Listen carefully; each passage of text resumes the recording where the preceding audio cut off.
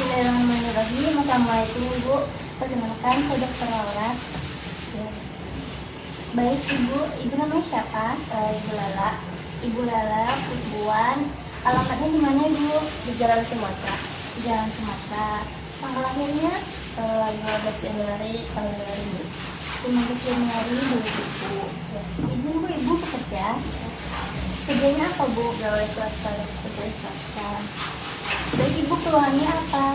Saya ada terdapat luka di bagian kaki dok. Oh, ada luka kakinya. Kaki sebelah mana Bu? Sebelah kanan dok. Sebelah kanan. Sakit Bu? Iya sakit. Sudah berapa lama? Sudah 1 bulan. Sudah 1 bulan. Sudah pernah berobat Bu? Belum dok. Belum ada. Oke. Sebelumnya ada merasa sakit yang sama nggak Bu? Tidak dok. Tidak. Ada riwayat kecelakaan? Ada kapan Bu? Udah seminggu yang lalu. Jadinya seperti apa Bu? Terduduk. Terduduk. Jadi ada 2 ya Bu ya. Ada sakit di kaki kanan sama pernah terjatuh. Jadi Bu kita periksa tekanan darahnya Bu ya.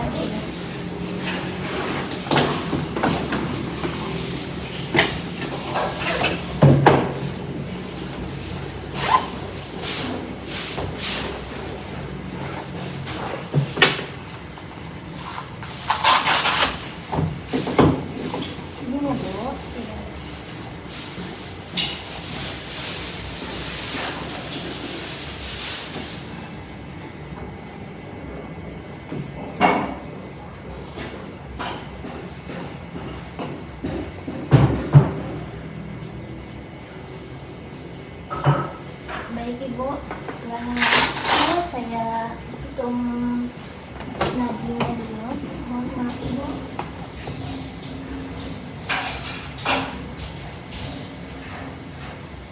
Nadi setelah pernapasannya. Baik, kita dulu ya.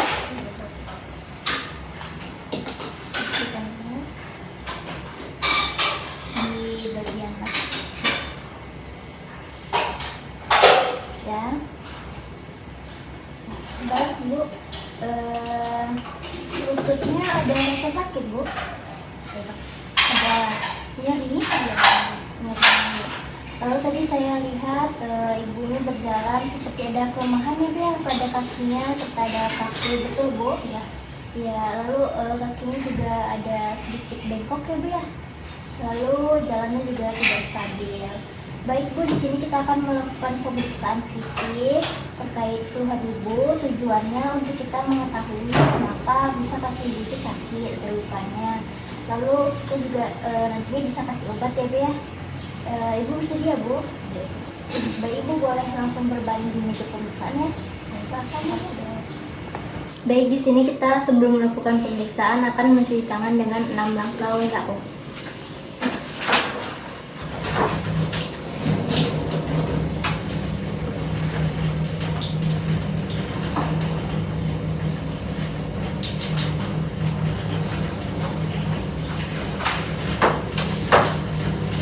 Dilebihkan mana?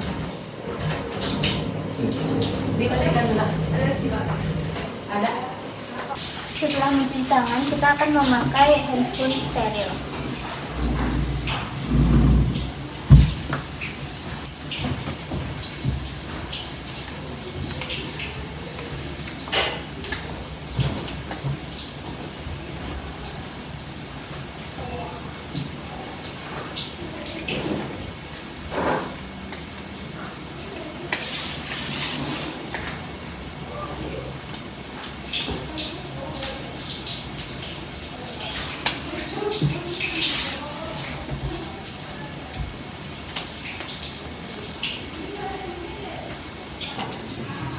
Pertama-tama kita melakukan inspeksi look di mana izin ya Bu ya.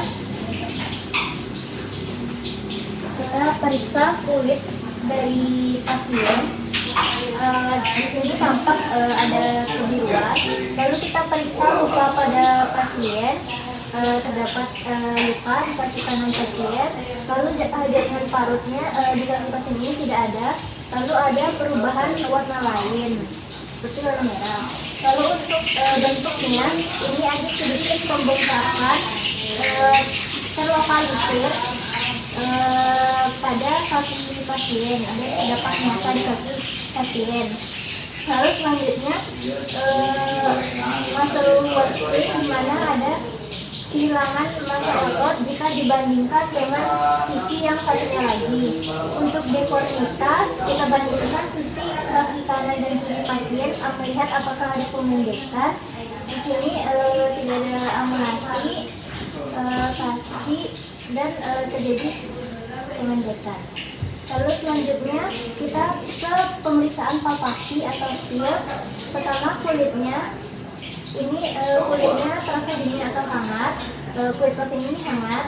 Lalu di ini asimetris. Lalu terdapat nyeri tekan. Selanjutnya melakukan outlet dari tulang. Pertama kita periksa true leg-nya, karena melakukan pengukuran panjang dari sciasis hingga ke medial malleolus.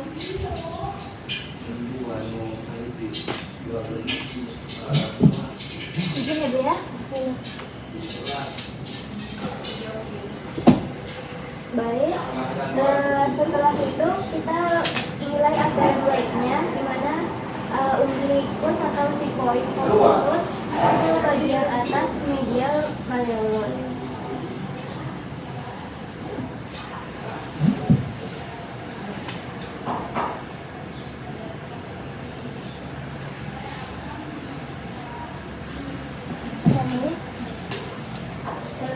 Setelahnya kaki kanan dan kaki kiri ini tidak boleh lebih dari 1 cm. Jika lebih, maka terdapat perbedaan panjang antara anggota gerak bawah satu sama lain atau limb leg discrepancy. Lalu selanjutnya kita nilai efusi pada sendinya, apakah ada benjolan atau tidak. Jika ada benjolan, kita ukur berapa benjolannya dan batas serta konsistensi, mobilitas dan nyeri tekan dari benjolan tersebut. Kita lakukan pemeriksaan pulsasi di bagian anterior tibialis process, posterior di bagian ini. Lalu selanjutnya di dorsalis pedis pada sepertiga medial dari dorsalis pedis.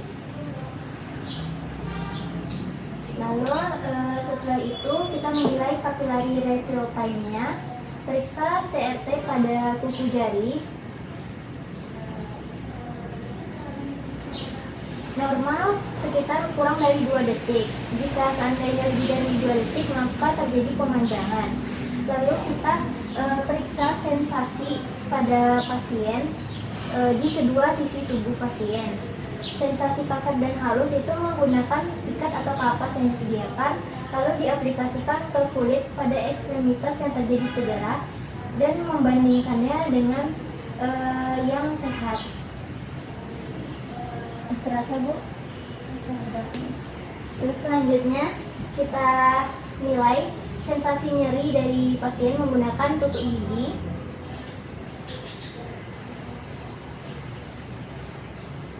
Apakah terasa nyeri Bu? Terasa. Baik. Selanjutnya sensasi suhu dari pasien, suhunya hangat. Lalu selanjutnya kita periksa move atau pergerakan dari kaki pasien. Pasien ibu tak bisa lakukan gerakan kakinya di atas ini Bu. Ya.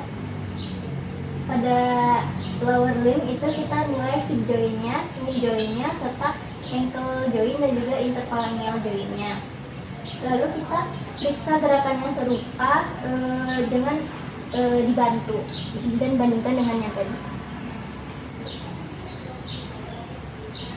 Baik, selanjutnya kita periksa kekuatan otot pada pasien. Bu, bisa izin ya Bu ya diangkat kakinya. Saya beri beban di sini. Baik.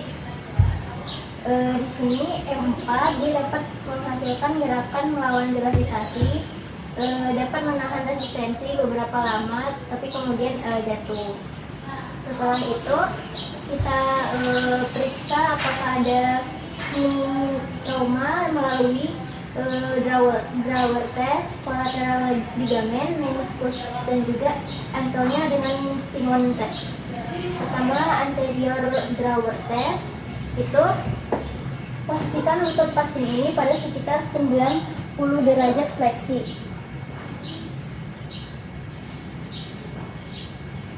Lalu berdiri di depan lutut pasien yang akan diuji. Terus selanjutnya letakkan kedua tangan di sekitar lutut pasien.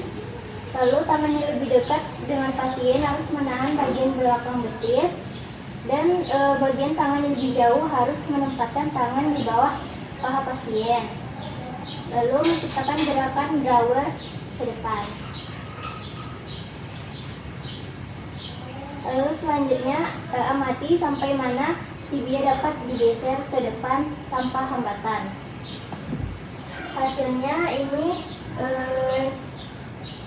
jika normal tidak ada pergerakan ataupun sedikit pergerakan. Lalu perhatikan juga adanya perasaan lunak atau berundak pada ujung gerakan yang bisa menandakan kekurangan stabilitas ACL pada cedera ACL.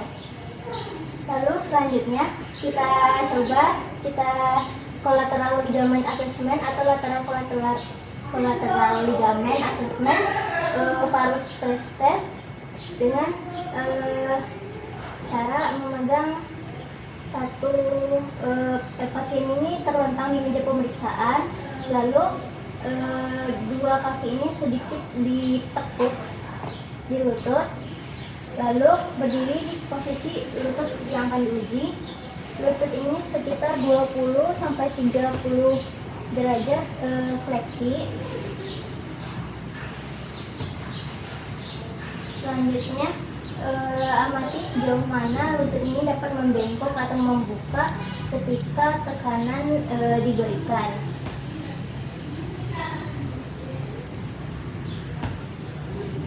Baik. Selanjutnya melakukan pemeriksaan Apley compression test atau Apley green test, di mana pasien ini harus berbaring terlungkup. Ibu boleh terlungkup, Bu, izin? Iya. Pertama-tama lututnya ini difleksikan sekitar 90 derajat. Lalu tempatkan tangan pemeriksaan di kaki untuk menjaga tangan ini tetap di tempat. Menjaga kaki tetap di tempat. Lalu dengan tangan yang lain terapkan tekanan aksial ke bawah pada lutut sambil memutar kaki pasien secara bergantian ke arah luar eksternal dan ke arah dalam internal.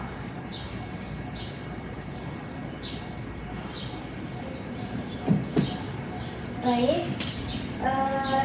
di sana kita dapatkan hasilnya. Kalau normal itu tidak terdapat nyeri.